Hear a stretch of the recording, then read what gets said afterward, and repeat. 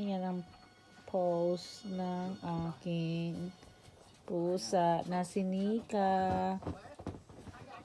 Ayan.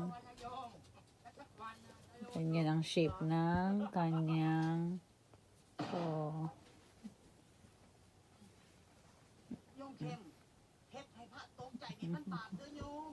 ayan guys.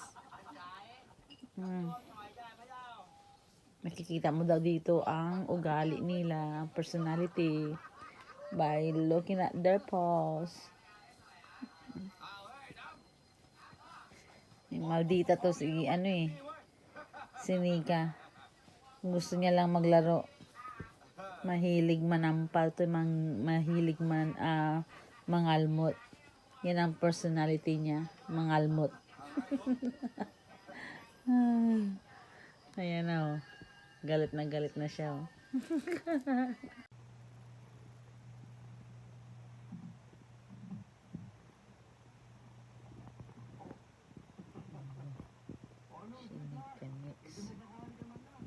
Hindi komportable si Nika Nix. Ayan guys, ang aming black cat.